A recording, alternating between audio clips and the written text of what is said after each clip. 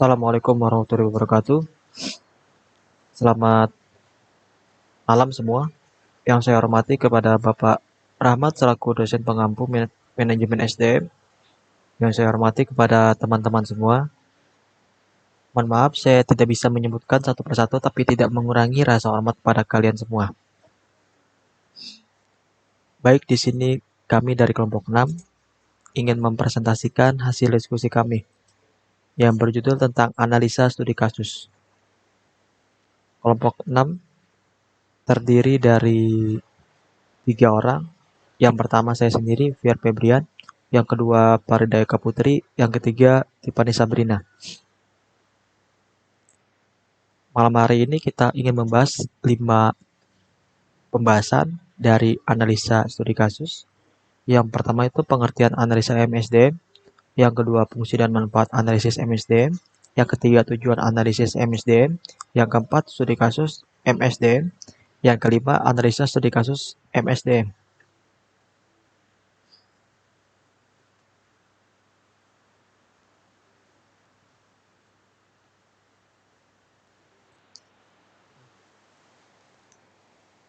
Baik, di sini ada pengertian analisa MSDM. Analisa MSDM adalah proses analisis dan identifikasi yang dilakukan organisasi terhadap kebutuhan akan sumber daya manusia, sehingga organisasi tersebut dapat menentukan langkah yang harus diambil untuk mencapai tujuannya. Yang kedua ada fungsi dan manfaat analisis MSDM. Fungsinya yang pertama perencanaan, yang kedua pengorganisasian, yang ketiga pengarahan, yang keempat pengendalian, yang kelima pengembangan, yang keenam evaluasi. Manfaatnya yang pertama memecahkan sebuah masalah, yang kedua mengembangkan standar kinerja kerja, yang ketiga merencanakan kebutuhan SDM di masa depan.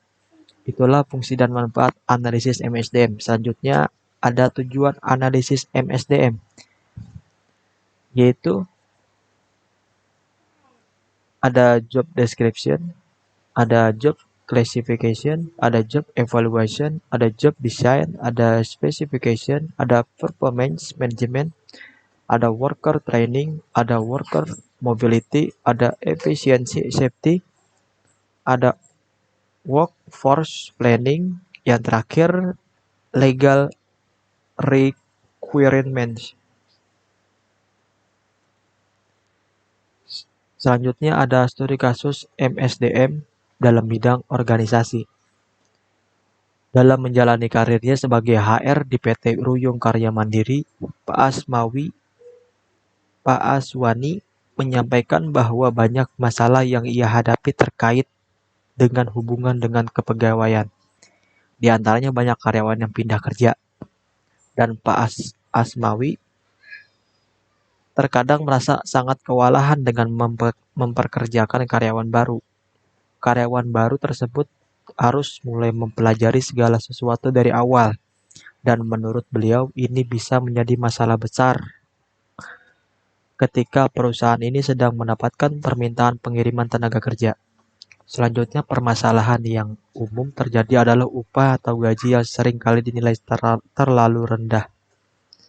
Dan yang terakhir ialah konflik yang sering terjadi antara expatriate atau staf asing yang ditempatkan oleh perusahaan yang menjalin kerjasama dengan PT Ruyung Karya Mandiri dengan karyawan setempat. Beberapa karyawan mengaku bahwa terkadang perbedaan budaya yang sering kali mengakibatkan munculnya kesalahpahaman. Pada contoh kasus di tahun 2007, PT Ruyung Karya Mandiri menjalin kerjasama dengan salah satu di hotel Dubai dalam mencari waitress serta room cleaning service untuk hotel tersebut.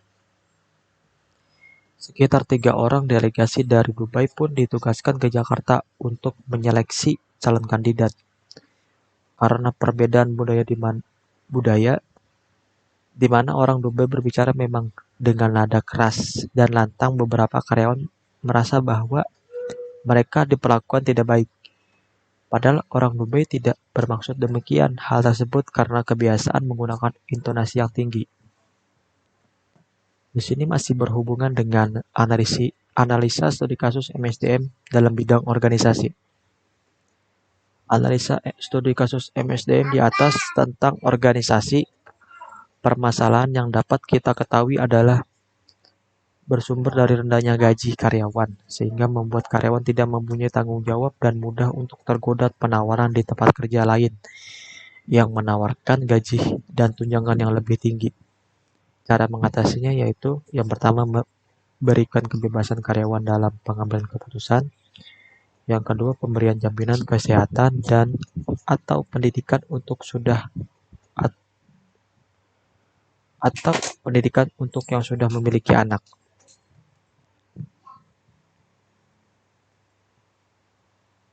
Sini ada studi kasus MSDM dalam perusahaan. Jumlah karyawan yang bekerja di PT Unilever Indonesia secara keseluruhan pada tanggal 31 Desember 2013 mencapai 6.719 karyawan. Hal ini naik dari tahun 2012 yang berjumlah 6.447 karyawan. Hal ini tentu saja bukan jumlah yang sedikit dalam ukuran sebuah perusahaan. Jumlah karyawan yang banyak ini tentu saja membutuhkan perhatian ekstra dari perusahaan Unilever tersebut dalam mengembangkan dan melatih para SDM-nya. Di Unilever, kesempatan untuk memperoleh posisi yang lebih baik dengan gaji yang lebih baik akan sangat tergantung pada performa kerja masing-masing karyawan. Unilever memiliki sistem reward yang sangat fair. Ini bercermin dari sistem reward yang diberikan kepada orang-orang yang memberikan kontribusi terbaiknya bagi perusahaan. Sementara orang yang underperformer atau low performer akan memperoleh reward yang juga rendah. Sistem ini membuat setiap manajer di Unilever berusaha memberikan performa terbaik untuk mencapai target perusahaan. Dengan mendorong karyawan untuk terus-menerus mengembangkan diri serta mempertahankan work-life balance, perusahaan dapat mengembangkan dan mempertahankan SDM-SDM yang handal dan berkualitas, yang berperan utama dalam pengembangan bisnis. Setiap tahun, manajemen Unilever Indonesia menargetkan pertumbuhan bisnis di Indonesia yang disesuaikan dengan target yang ingin dicapai oleh Unilever secara global. Masih berkaitan dengan analisis studi kasus dalam perusahaan, proses pelatihan dalam mengatasi permasalahan SDM di PT Unilever Indonesia. Program pelatihan tersebut meliputi program pelatihan yang pertama, General Skill, kedua, Leadership Skill, yang keempat, Professional Skills, dan yang terakhir, Sharing Session. Dengan adanya pelatihan atau training tersebut, maka perusahaan ini telah ikut serta dalam mengembangkan karir para karyawannya, baik secara langsung maupun tidak langsung.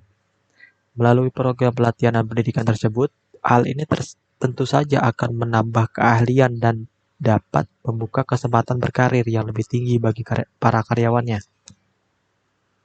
Sehingga hal ini perlu dilakukan oleh berbagai perusahaan yang ingin meningkatkan mutu sumber daya manusianya demi kemajuan perusahaan juga.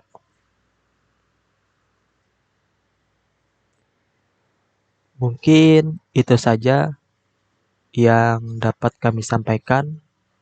Kurang lebihnya mohon maaf. Bila mana ada salah kata atau ucapan yang kurang enak didengar, mohon dimaafkan. Di sini ada sebuah pantun untuk menutup dari presentasi pada malam hari ini. Boleh saya bacakan ya kawan-kawan dan Bapak? Kalau ada sumur di ladang, bolehlah kita menumpang mandi. Kalau ada umur panjang, semoga Bapak rahmat dan kami semua bisa berjumpa lagi di semester tahun depan. Assalamualaikum warahmatullahi wabarakatuh.